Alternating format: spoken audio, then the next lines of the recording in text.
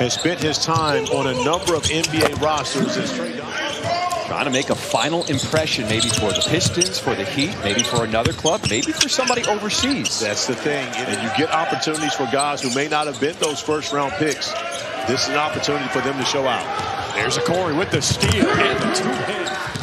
Where did he start to explode onto the scene? People start taking notice to him as we have a breakout here by Williams. Show us something. Missing that free throw, of course, in Summer League. Play the free throw game similar to the G League.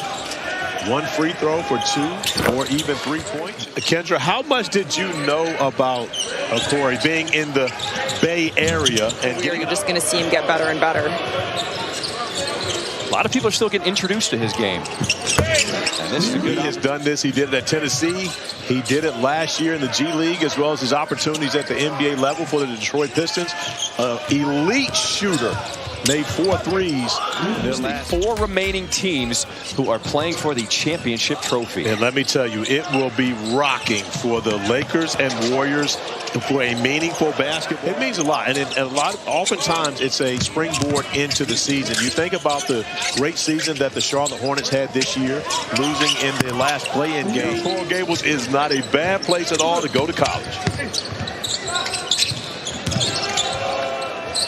Mid-range jumper, you don't see. Here's a young man I love, Michi Johnson. I watched him play at South Carolina. Transferred to Ohio State, then came back to South Carolina to finish off his career. He is a playmaker. Now bearing more of that scoring load alongside of this playmaker.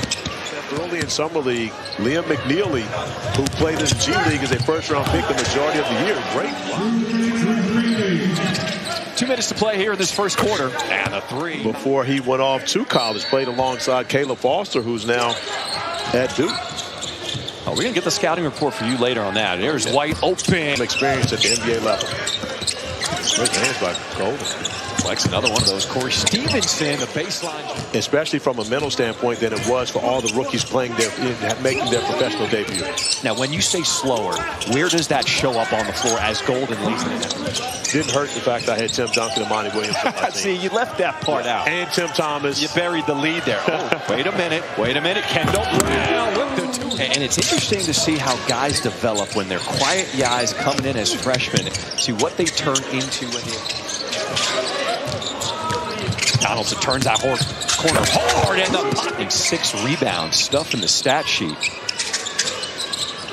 3 ball knocked down. He's no longer the rookie trying to go out and make the team. Of course, he's still trying to find his way at the NBA level, but they also know that he's going to defend his position at a high level.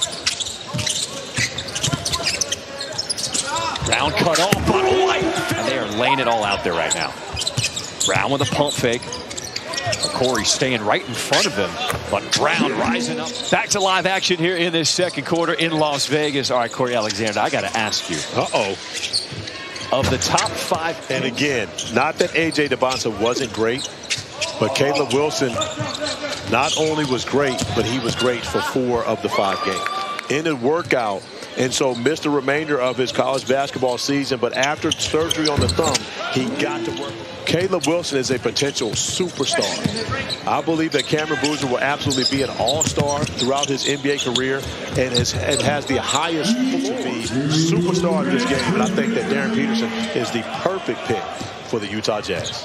Some of the guys who I've liked, Yaxel Lendeboer, 11th overall pick. I think he has potential to do something special. A guy I saw yesterday, Allen Green. Once again, the conversation starts with Asia. Thank you. We're talking about who else. Okay. Right, yeah. It starts with Asia, and then... Okay, I guess we don't have Kendra. We'll find her at some point. Understanding the difference between the climate as to where you'll be playing in Sioux Falls in comparison to South Beach. First off, let me just say this. That isn't a practice facility, as do... Golden! Means something to you. It's still an audition for all 30 NBA teams, as well as G League teams, and opportunities for you abroad. Bryce Williams, a little space. Every year is a great event. One of my favorite events throughout the NBA calendar. Ooh, how about that pump fake? A little fly. And then the turnaround in the paint. Oh, Corey, a little speed. But it's going up. Golden fighting on the block. Come on, come on. Don't let that get in the way of Yeah, don't let the rules get in the way of a great story. Good pass by Meechie Johnson. If we were redrafting just based on Summer League alone, Yaxel would also be a higher draft pick than he was in this year's NBA draft. Now with youth sports, so many young people are now deciding to specialize in one sport over another. Do you have to commit to a sport, as in basketball, early on? And 3:09 remaining in the third quarter, and you don't want that to distract from what has been a very good basketball game. Here's Donaldson trying to break down, spins away, and the dunk pass. When you talk about getting into the painted area, finding his teammates, but Trey has been sharing the sugar his entire career. An 8-0 now turns the corner. As White, space, but can't make him pay. Tip out is there as Donaldson resets the offense. Meechie Johnson rattles it. Trey Donaldson will improve on during his professional time. There's a difference between being a great passer in college. All these guys, and it's an interview for all 30 teams and for other opportunities for you. But when it's all said and done, you think most of these guys will be doing this exact same thing for Meechie. Oh, how about that rejection on Yenso? Those two guys have gone at it before. Louisville and Virginia. And winning. I'm sure we'll find it by the time. Oh, we'll find it. Tyler should know it. Here's Allen. How about that? Plenty of time here in this fourth quarter. Who wants to make a final impression here in Vegas? And always got to identify where the shooters are anytime that you're going to play zone. That time, Trey Donaldson taking advantage of it. Here is a Corey. Has to get rid of it on the Donaldson closeout. Little hezzy and gets slowing down normally for veterans. Well, Buka Corey now in game 5. We talked about it. Settling into the way the game is played. And waits on a double screen, but decides to go the other way. Instead, it's Trey White launching. And I love doing interviews with all coaches in the NBA, some more than others, but I can tell you right now, very competitive with their workouts. Wayne Ellington also a part of the mix in that Miami Heat work. Oh, Donaldson! As the Heat establishing a 5-point lead as we approach 4 minutes to play.